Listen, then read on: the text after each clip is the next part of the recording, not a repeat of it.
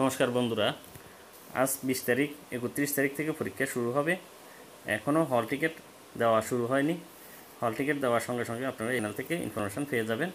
আজকে আমরা কোর্স 501-এর 4টি 5 নম্বরের এবং একটি 10 নম্বরের প্রশ্নোত্তর নিয়ে আলোচনা করছি, যেগুলি স্যাম্পল কোশ্চেনে ছিল।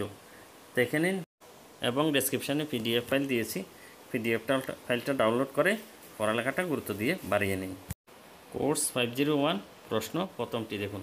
1 নম্বর, প্রাথমিক শিক্ষার উন্নয়নের ক্ষেত্রে ব্লক সম্পদ কেন্দ্র এবং গুচ্ছ সম্পদ কেন্দ্রগুলির ভূমিকা ও দায়িত্ব আলোচনা করো। State the roles and responsibilities of BRC and CRCs in developing elementary education.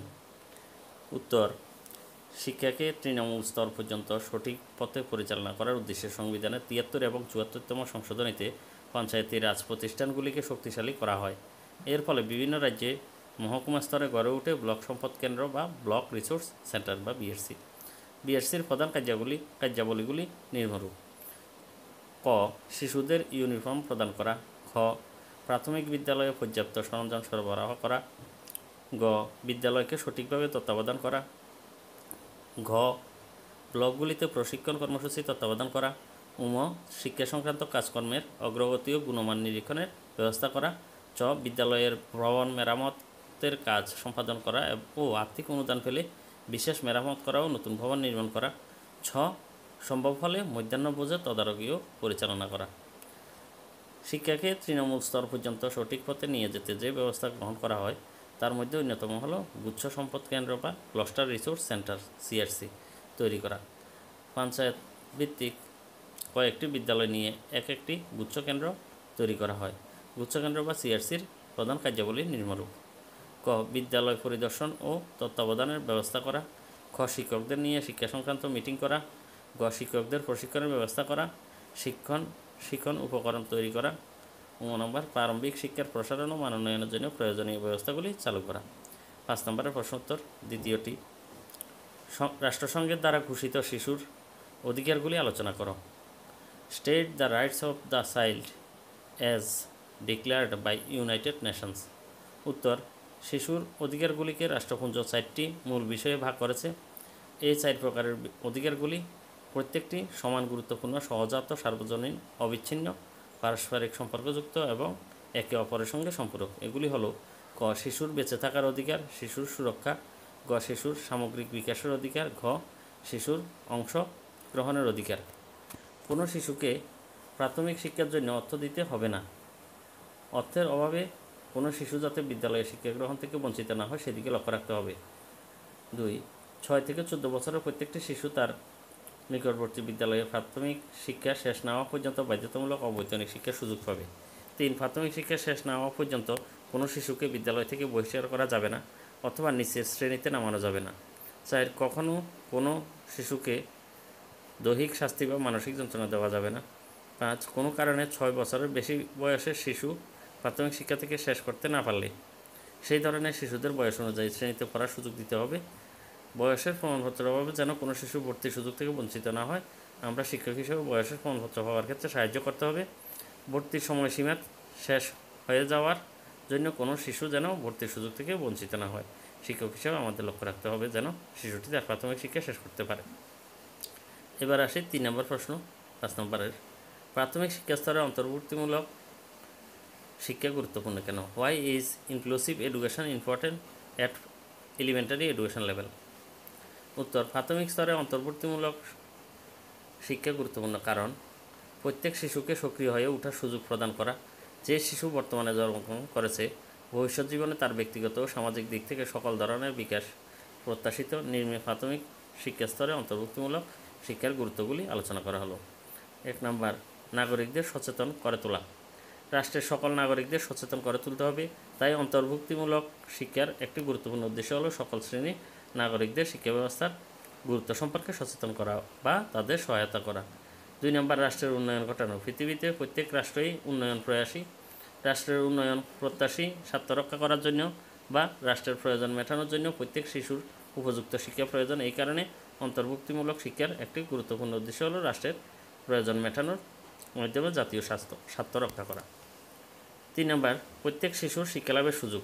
শিক্ষার্থীদের শিক্ষার সুযোগ লাভের জন্য কোনো নির্দিষ্ট বাধ্যতামূলক নিয়ম বা আইন প্রণয়ন করে তাদের সার্থকভাবে সহায়তা করা যাবে না।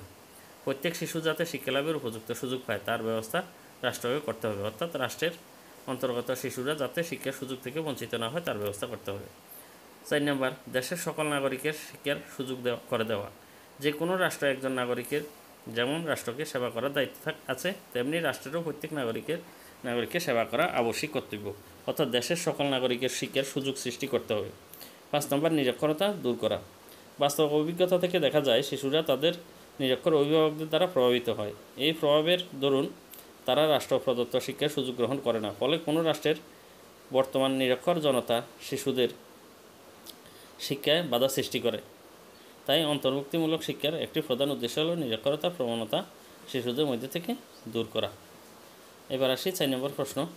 5 নম্বরের, প্রাথমিক শিক্ষায় প্রতিফলনমূলক শিক্ষণ বা চিন্তা স্তরের শিক্ষণ গুরুত্বপূর্ণ কেন? Why is reflective teaching important in elementary education? উত্তর, যে স্তরের শিক্ষণে শিক্ষার্থী মৌলিক অন্তর্দৃষ্টিসমূহ ও সুগভীর অর্থবহ চিন্তন প্রয়োগ করতে বাধ্য হয় সেই স্তরকে সাধারণত চিন্তা স্তরের শিক্ষণ বলা হয়। স্মৃতির স্তর ও ধারণার স্তর এই স্তরের অন্তর্ভুক্ত। চিন্তা স্তরের অর্থ হলো সমস্যা কেন্দ্রিক শিক্ষণ। এটি হলো উচ্চ স্তরের শিক্ষণ কার্য যা শিক্ষার্থীদের জ্ঞানমূলক সক্ষমতাকে সর্বাধিক উন্নত স্তরে নিয়ে যাওয়ার জন্য এবং সর্বোত্তম ব্যবহারের জন্য সুগভীর চিন্তন প্রক্রিয়ার মধ্যে দিয়ে আদর্শ গুণমান সম্পন্ন শিক্ষণ পরিস্থিতি এবং অভিজ্ঞতাসমূহ শিক্ষার্থীদের নিকট পরিবেশিত করে। এটি শিক্ষণের ক্ষেত্রে সমস্যা সমাধানমূলক বা আবিষ্কারমূলক দৃষ্টিভঙ্গি তুলে ধরে। শিক্ষক এই স্তরে নির্দেশকের ভূমিকা পালন করেন। তিনি এখানে কোনোরূপ কর্তৃত্বকারীর ভূমিকা পালন করেন না। বিভিন্ন সমস্যা সমাধানে শিক্ষার্থী তার জ্ঞানমূলক ক্ষমতাগুলিকে প্রয়োগ করে। প্রাথমিক শিক্ষায় প্রতিফলনমূলক শিক্ষণ বা চিন্তা স্তরের শিক্ষণ গুরুত্বপূর্ণ কারণ। 1 নম্বর, এটি মনোবিজ্ঞানসম্মত শিক্ষণ পদ্ধতি। 2 নম্বর, এই পদ্ধতি শিক্ষার্থীদের আত্মবিশ্বাসী করে তুলতে সাহায্য করে। 3 নম্বর, শিক্ষণের মান উন্নত করার জন্য বিভিন্ন কর্মসূচি গ্রহণে সাহায্য করে থাকে। 4 নম্বর, এই শিক্ষণ পদ্ধতি শিক্ষার্থীদের বিষয়কে সূক্ষ্মভাবে অনুধাবন করতে সাহায্য করে। এই পদ্ধতি দ্বারা শিক্ষার্থীর মানসিক বিকাশ ঘটে। এই পদ্ধতির সাহায্যে শিক্ষার্থীর যুক্তি পর্যবেক্ষণ ও চিন্তনের সঠিক বিকাশ ঘটে। এই পদ্ধতি বৈজ্ঞানিক মনোভাব এবং কঠোর পরিশ্রমের অভ্যাস গড়ে তুলতে সাহায্য করে। 8 নম্বর, নির্দেশনামূলক কৌশলগুলিকে পাঠ্য বিষয়ের সাপেক্ষে নির্বাচন করতে সাহায্য করে। এবার আসি 10 নম্বরের 4টা আমরা 5 নম্বরের প্রশ্নোত্তর নিয়ে আলোচনা করেছি। এবার 10 নম্বরের একটি প্রশ্নোত্তর দেখুন।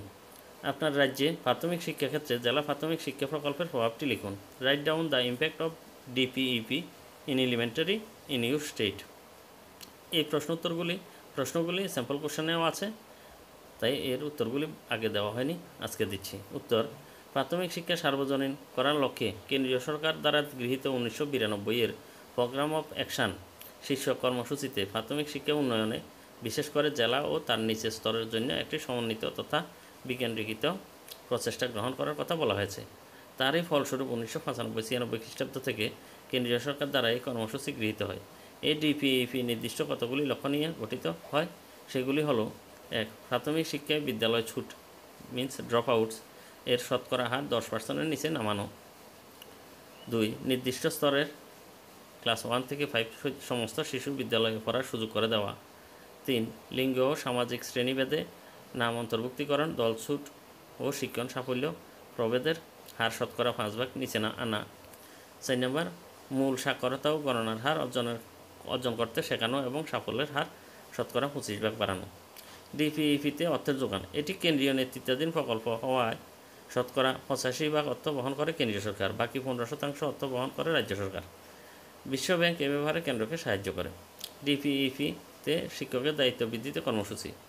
শিক্ষক প্রশিক্ষণ কর্মসূচির জন্য ডিপিইপি রাজ্য সম্পদ গোষ্ঠী স্টেট রিসোর্স গ্রুপ এসআরজি, জেলা সম্পদ গোষ্ঠী ডিস্ট্রিক্ট রিসোর্স গ্রুপ যেটা ডিআরজি, আঞ্চলিক শিক্ষা প্রতিষ্ঠান রাজ্য স্তরে ডায়াট এসসিআরটি এবং কেন্দ্রীয় স্তরে এনসিইআরটি এর উপর নির্ভর করে।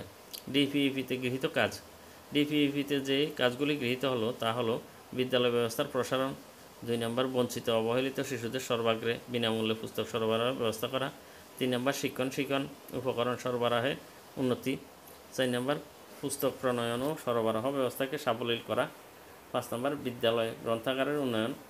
6 নম্বর প্রয়োজন অনুযায়ী শিক্ষকের ঘাটতি পূরণ ও তাদের উপযুক্ত প্রশিক্ষণের উপর জোর দেওয়া, বিশেষ করে গ্রামাঞ্চলের বিদ্যালয়গুলিতে ঘাটতি পূরণ এবং মহিলা শিক্ষিকা নিয়োগে গুরুত্ব দেওয়া। টিপিইপি এর বৈশিষ্ট্য। 1 নম্বর জেলাভিত্তিক এই কর্মসূচি স্থানীয়, আঞ্চলিক ভিত্তিক ও স্থানীয় মানুষের চাহিদা ও প্রয়োজন ভিত্তিকের কর্মসূচি। ডিপিইপি এর প্রধান বিবেচ্য বিষয় সমতা বিধান, সমস্ত পরিকল্পনা ও উদ্যোগ ইত্যাদি গ্রহণ করা হয় সমাজে পিছিয়ে পড়া গোষ্ঠী যেমন তফসিলি জাতি, উপজাতি, সংখ্যালঘু, মহিলা ও প্রতিবন্ধীদের বিশেষ চাহিদা পূরণের লক্ষ্যকে সামনে রেখে। 3 নম্বর শিক্ষা খাতে যা বরাদ্দ তা অক্ষুণ্ণ রেখে এই কর্মসূচিতে অতিরিক্ত অর্থ বরাদ্দ করা। 4 নম্বর ডিপিইপি পরিকল্পনা বিকেন্দ্রীকরণের উপর জোর দেয়। 5 নম্বর বিকেন্দ্রীকরণের অনুসরণে এই কর্মসূচিতে জেলা ও তার নিচের স্তরের সমস্ত কর্মকুশল উৎসাহী ব্যক্তি, শিক্ষক, অভিভাবক এবং সমষ্টি সভ্যের অংশগ্রহণকে নিশ্চিত করে পরিকল্পনা করা হয়। ডিপিইপি কর্মসূচি সমাজের সবাই মিলে অংশগ্রহণের কর্মসূচি, যার ফল ভোগ করার মালিকানা সমাজের সকলের যৌথভাবে। ডিপিইপি আগেকার কর্মসূচিসমূহের নির্দিষ্ট ছকে বাধা পথ ছেড়ে সেগুলিকে একত্রিত করে সার্বিক কর্মসূচিরূপে এগুতে চায়। 8 নম্বর এই কর্মসূচি শিক্ষা, স্বাস্থ্য, প্রথা বহির্ভূত শিক্ষা, ইসিসিই প্রভৃতি বিষয়গুলির নকল না করে বরং তাদের একত্রীকরণ করে এগিয়ে চলার কর্মসূচি। প্রতিদিন নতুন নতুন ভিডিও পাওয়ার জন্য লাল সাবস্ক্রাইব বোতামটিতে ক্লিক করুন। তার সাথে বিনা পয়সায় সর্বপ্রথম পিলাক আমার চ্যানেল থেকে ভিডিও পাওয়ার জন্য পাশের বেলটিতে ক্লিক করে নিন। Thank you for watching this video.